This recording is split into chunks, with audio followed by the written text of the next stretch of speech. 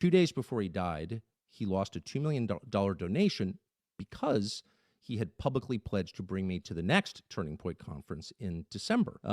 Shortly after that speech, there was a very intense attack on Charlie, and to some extent on me, not that I really noticed. But on him, I have no donors. He had $100 million worth of donors. And so because he was involved in a different project from just yapping on the internet, which is what I do for a living, he was dependent to a great extent on his donors, of course.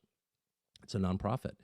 And they went after him and tormented him. Not all, of course, many were supportive, but the ones who were offended by my speech, and there was a small, very intense group who were, tormented Charlie Kirk until the day he died. 2 days before he died, he lost a $2 million donation because he had publicly pledged to bring me to the next Turning Point conference in December.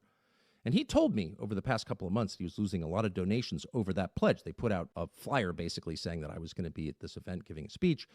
And so he would text me and say, man, I'm really taking a lot of heat for this, and people are really mad. The American Jewish Committee called in a statement Charlie Kirk an anti-Semite and, quote, dangerous. Charlie Kirk, an anti-Semite. He was not an anti-Semite. He was the opposite. He was not dangerous. He was a great lover of people and a purveyor of peace. He was the opposite. And he was very stung by that. Those of us who've been called names for a long time are a little bit harder to offend. Charlie was deeply offended by that and expressed some of those feelings on Megyn Kelly's show and in other places.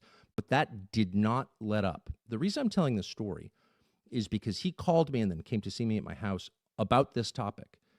And I said to him every single time, look, it's, got my own way to communicate my views.